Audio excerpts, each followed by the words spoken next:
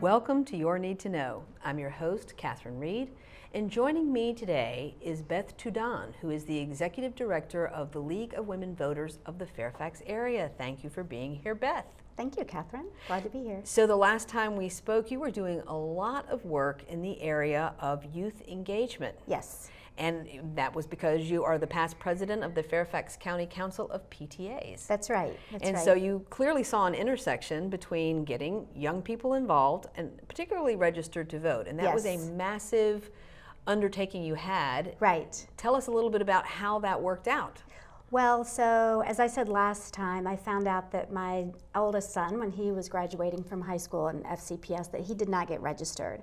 So I was surprised, and I started asking around to find out, was that just him? Did he miss the memo, senioritis, or whatever? And then I found out that it was very much, or was it more widespread? And I found it was very scattershot, that there's some schools where there was a lot getting done.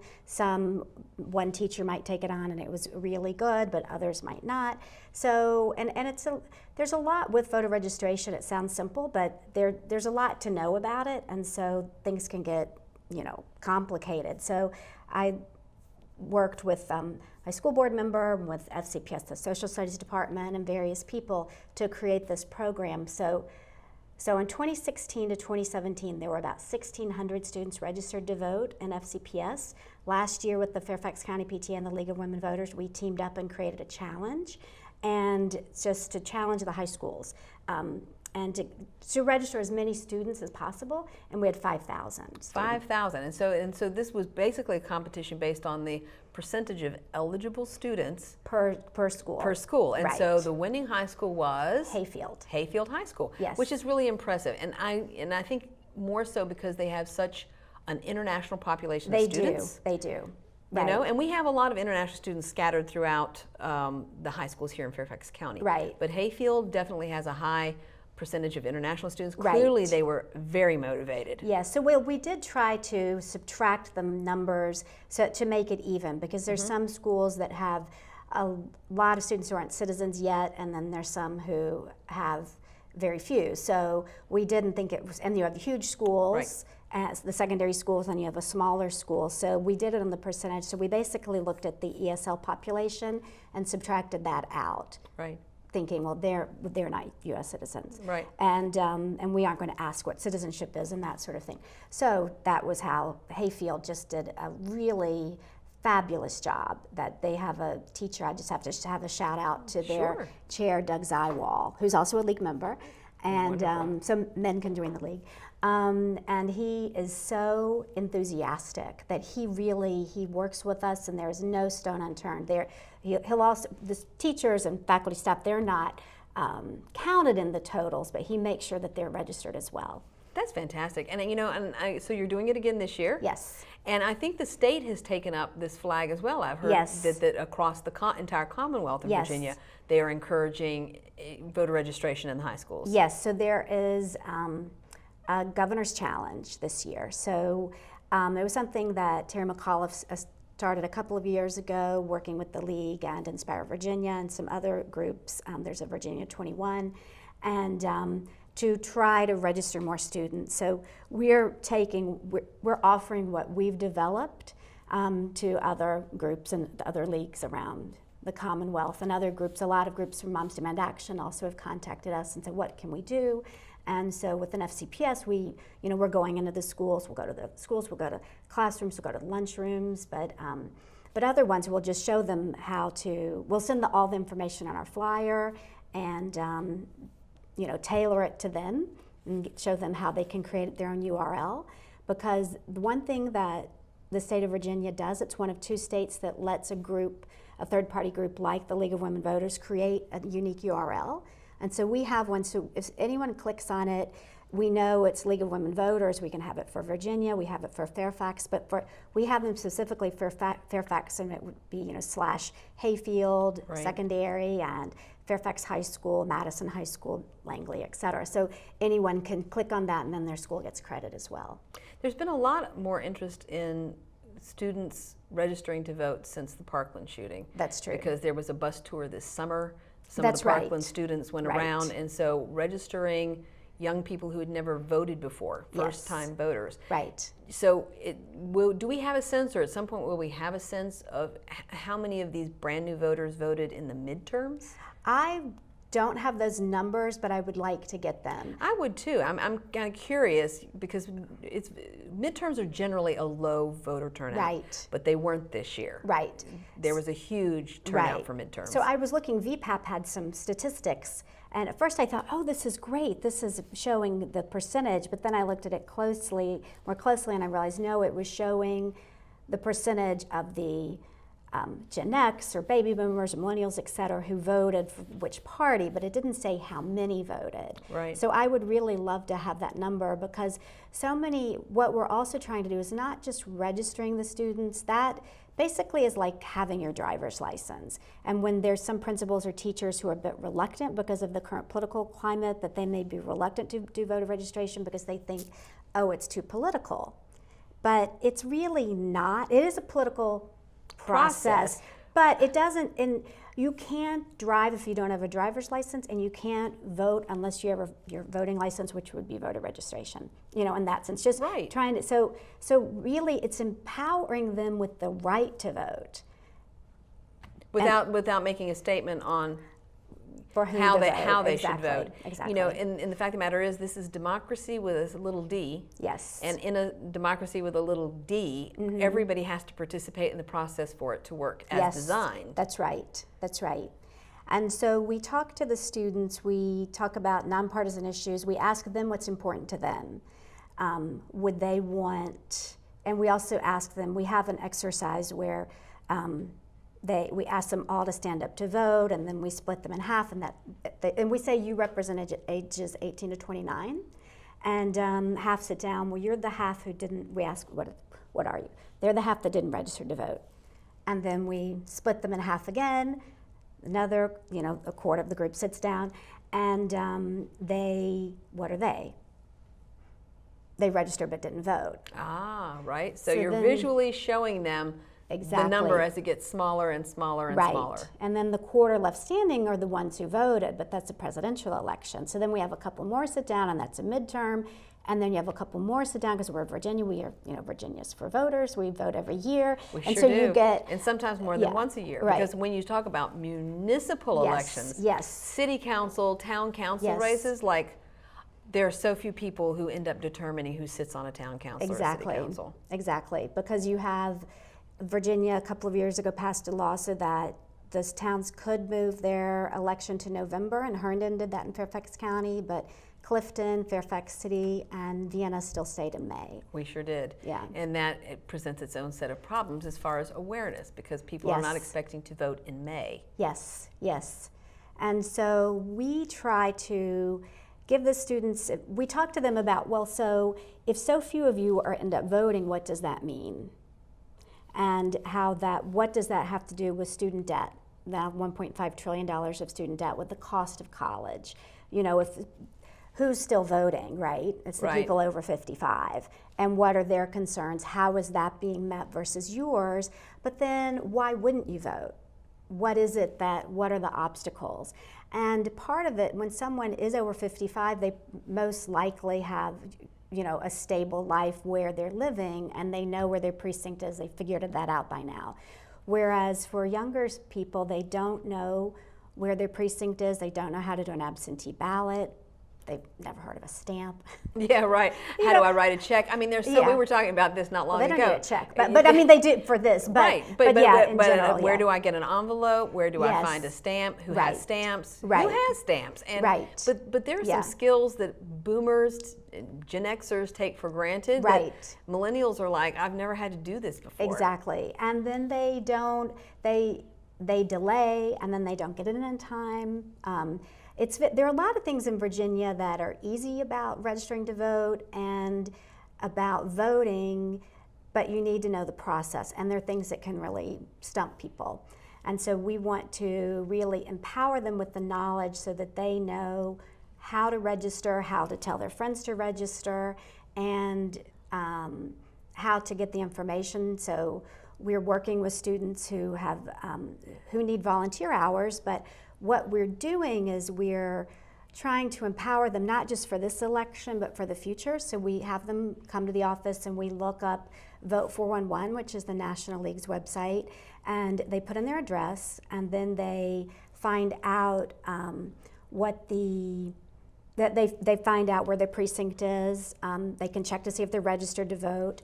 They can register to vote if they need to, and it works nationwide. So if they have friends in Iowa or Hawaii or whatever, they can tell their friends in college, to go do that.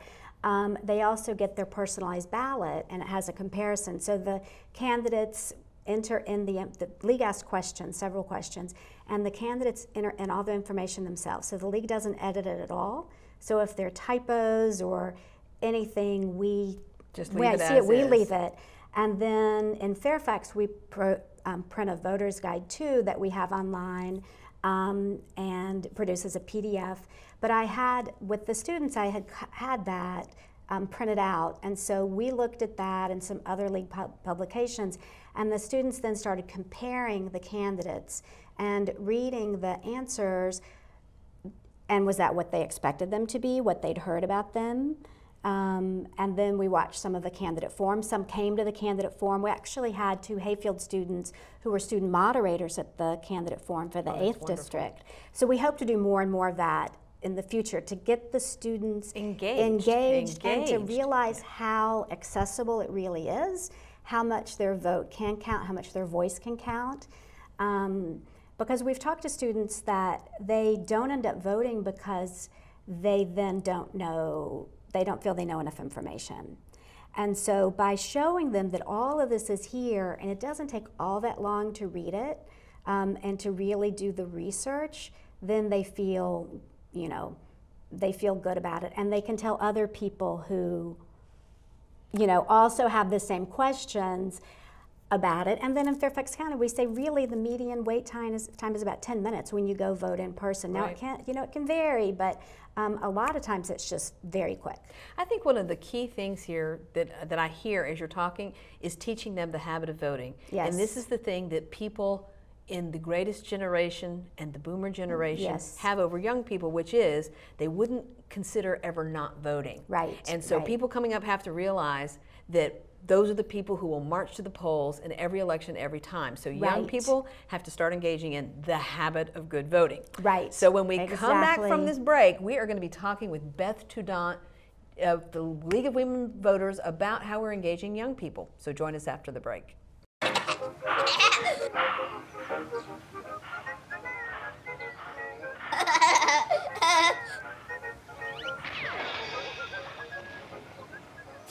I surrender. Marie, you have prediabetes. Prediabetes? I don't have time to eat right or exercise. I'm a busy mom. Oh, you're a busy mom. Yeah. This is great news. Busy moms never get prediabetes. Wait, what? Let me just... Yeah, this is all the people at risk for prediabetes, and way over here, busy moms. No?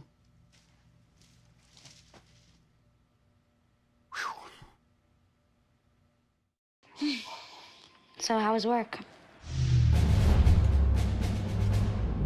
It was 1,300 hours. My math class from 302 was in the trenches. Davy Roth had it the worst. Fractions were coming at him left and right. He just didn't get the damn things. 2 days ago, I tried to teach him what 1/4 of 1/2 was using different sizes of blocks. Yesterday, I tried again by dividing up pizza. Both missions failed. Oh, no. But today, I was ready. I created a combat math game where the only way to beat the enemy is to out-fraction them. Davy conquered every last denominator. My game was so successful, the principal is deploying it to math squadrons all over the school. Anywho, how was your day? Oh, today my boss treated the office to salad wraps. Salad wraps. I know.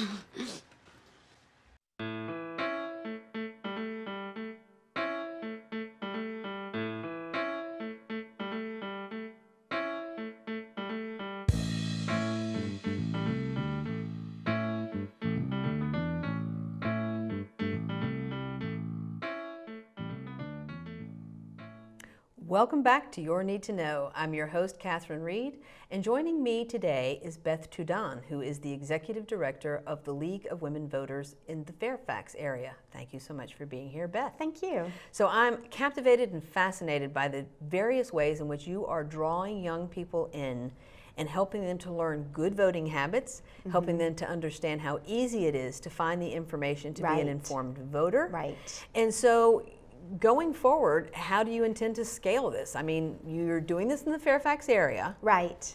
So going forward, how do you get more students in Fairfax involved? You said something about service hours. Yes, so students need service hours, so teachers know about it. So we've worked with the school system. So we have, now the social studies department has established rules and such about that each high school has to do voter registration, so they really need to do it 3 times a year. And so we can go into the classroom, the Office of Elections also goes in, and we just try to do outreach to them, and we also, there's a teacher contact at every school, so when their teachers are, even if we're not going to that particular school, the teachers know about the volunteer hours that the students need, and then they can send it to, them to us. And students, you know, some students are very happy to work on a campaign or do something that's partisan, others would rather do something that's nonpartisan, and so we just want them to be informed however they want to do it. So we're getting more and more to work with us, and so some work with candidate forums, some work, we've just had, this was social media that they're coming, so after this, I was saying they're looking at finding their voter's guide, finding out where they vote and this sort of thing. They've been then looking on social media, and they choose whichever platform they like of the 4 major, Instagram, Snapchat, Facebook, and Twitter, and they look up and see how social media is there, and how their favorite candidate is being covered, how the election is being covered, and that sort of thing. And then we ask them to create something. So they can create tweets, they can create posts, not many use Facebook. I thought they never wanted to use Facebook, but some said, oh no, that's when we're adults, we'll use Facebook. You know, I thought they all left when they realized their parents were on there. it. That's what I thought too. So I don't know, we'll see. But then, or Instagram and Snapchat, most said, well, that's really more just with our friends. Right. But they said, but we can see that when we do go vote, that when we register, that if we snap a photo of ourselves and add it to our stories, then our friends see it and they can, they'll get inspired to do it. They'll remember to vote so they could share information about what they were learning about their voter guide or about registering. And so then they were creating these posts and such, and creating memes. So then we had a discussion about, well, what's an effective meme? So we're learning about that as well. So now I'm training more and more league members to do this, and we just had a couple of people who have joined the league who've retired from FCPS, who are retired teachers, the social studies and the English language arts chair, and they're working with us as well to create more of this for working with the students, and also some lessons for teachers, so extending the lesson.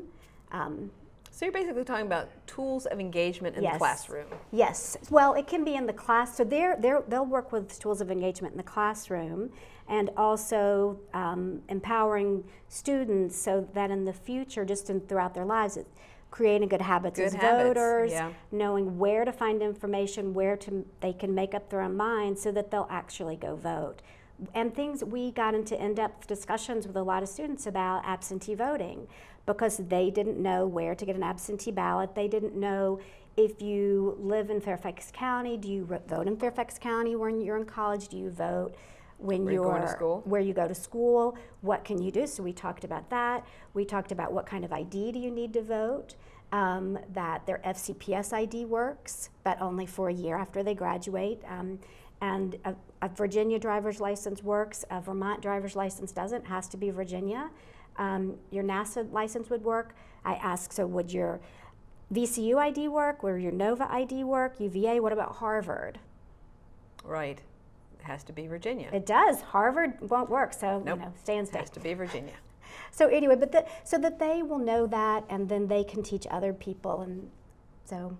Well, I think this is fascinating too, because you said Virginia has elections every year. Right. So generally the highest voter turnout is in presidential years. Yes, So if that's young right. people are going to vote, generally that is the election they vote in. Right. Having them engaged in midterm elections, which you just had, Right. municipal elections, or off-year elections. Right. So next year, 2019, is considered an off-year It is, it election is. because there's no one at the top of the ticket. Not a Right. senator, not a congressman, not a president. Right. But it's every seat in the General Assembly. It is Yes. boards of supervisors, it is school board, it is Soil and Water Commission. your constitutional offices. So how do we get young people inspired to do this drill every year? Well, we talk about Soil and Water Commission being the dirtiest election. The dirtiest election. Very cute. Thank you. Well, so they all are enchanted by Ryan McElveen, the school board yes, member. indeed. Yes, he's a rock star. Yes, he is. So we talked about him, being the Taylor Swift of getting out the vote. So Right. he's wants to And work he's his with own us. meme too. There's lots of Ryan Yes, McElveen memes. yes. So it's. Oh, what was your question? Well, I was saying, how do we get them to do this every year? Oh. Getting them doing it once every 4 years, maybe, Well- but every year? Right. Well, the advantage, I think in a way we do have an advantage in Virginia because when we go in to register students to vote, they have an election coming up. All the time. Yes, there's always an election. So we'll have one June 11th this year. Right. And the voter registration deadline is May 20th, I believe. And that's the end of the voter registration challenge. But so we will talk to them about what's coming up. And so all year we'll work with students on these, what they Right. can do. And as we develop, we'll do even more. And then we're also going to work beginning to work with some of the civics teachers with 8th grade because the league has tons of materials for all of this that teachers can use. But basically we want them to vote in person the first time just to get that experience if possible, and then when they go away to college, not all will go away, but if we can get them in June, we feel, even if it's an off year election, we feel that will help create the habit. So if they then snap the photo to their friends, that reminds them to go vote.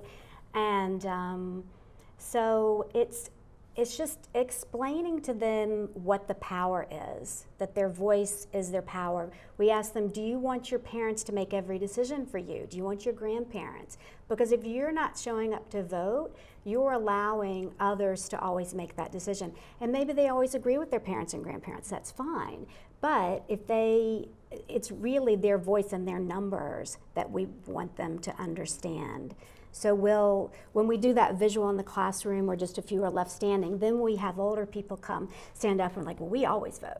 Right. And the thing about And this, we will outpower you. Even if we're fewer here, we're going to outnumber you. So millennials and Gen Z, though, are the larger generation. They are. echo And we boomers. tell them that. We tell them They that have the they're numbers. the The largest. numbers are all on their side. Was it 40 million voters? They have the numbers. They have the numbers, but they don't have the political will. They are unreliable. I love young people, Right. but they're the world's most unreliable voters, and they don't have to be. I Right. mean, it's a choice whether you go and vote or you don't. We also have weird things that come up, like with special elections Yes. and primaries for special elections. And again, maybe young people are aware that in their district there might be a special election, Right. but they're not aware of what the rules are about registering for a primary. Right, and one thing that's great about Virginia is that you can register to vote when you're 17 if you'll be 18 by the next November election. So that means the majority of students after the November election each year, the majority of seniors are able to register if they're Right. U.S. citizens and Virginia residents. So that's why we're really starting the push now. But not only can they vote in the primary, which is in June for the off-year and gubernatorial elections, March in the presidential year, but in special elections. So right now, we just in the 10th district had Jennifer Wexton won, and she's a state senator, and her district is in Loudoun and Fairfax. So those students can vote in the special election if they are 17. So if they go ahead and register, they can vote. And it's not been set yet. The Right. President Pro Tempore of the Senate sets it, and he hasn't done that yet. But the past elections looking at it's been mid-January. So if that holds, then they'll be able to vote in that. And the voter registration deadline is, it's getting technical, but usually it's 22 days, but for a special election it's just 9. Well, see, that's important. I mean, Yeah. because a lot of these special elections are quick turnaround. They are. So you need to know what the deadline is. Right. And again, I just think it's helping young people to understand, you know, and this is the other thing about having 8th grade civics. Yes. And then you have government, you know, Yes. in high school, but there's a lot of lost knowledge base between 8th grade and your senior year. Right. People forget. Right, and so in Fairfax, so the AP schools, the majority of students take government their senior year, whether they're taking government or AP government. But in the IB schools, they may be taking it, so that's South Lakes and Robinson and Marshall and such, Marshall is an IB Edison. school. Yeah, they may take it as early as 10th grade. So going into one of those government classes, you may not reach the seniors. So we go to lunchrooms, we tweet, we do all sorts of things to try to reach the students. And then, as I said, give them the information so that they feel empowered enough to then to go vote. Right. So, and we try to demystify it. And they ask all sorts of questions. So what is it like to go vote? And it's great if the parents take children to vote. I love demystifies I it. love this past time at the midterms, so many, because school's out, that's the other Yes, thing. that's you know, right. Voting day's on the first Tuesday of November, which is a ridiculous time to have elections because a lot of other countries have them on the weekend when people are not working. But we Right, close right. the schools that Monday and Tuesday, so a lot of students are out of school. Right, And so I saw yes. many, many parents bringing their children when they voted this time. Yes, and that's great. And yeah, and so there were 650 pages this year. So we had a couple. We always have pages Right. where I'm precinct chief, and it was just wonderful. It was their largest year ever. So these are FCPS students that work at the polls and really learn. They get to observe the process and be part of it. There's certain things they can't do. They can't touch the ballots Right. and such, but they you know, they can still, observe and it. this is the marvelous thing about the League of Women Voters, creating not only the tools of engagement, but opportunities to be active at the Right. polls as a page. Right. And I'm going to encourage everybody to join the League of Yes. Women Oh, Voters well, thank because you. it's not just for women, it's for men, it's Yes. for young people. Right. And you guys are out there actually getting it done. And so I want to thank you for everything Oh, you thank do on a you. daily basis, Beth, because you are what is making democracy with a little d work. Oh, thank you. Thank And, you. and I want to say that there's forums always on your website. Yes. There's legislative forums. We're not done just because it's elections. That's right. The League of Women Voters will also be hosting a forum about your upcoming legislative agenda. Yes. So yes. thank you very much Oh, for that. You're welcome. You're welcome. And I just want to say this is what you need to know.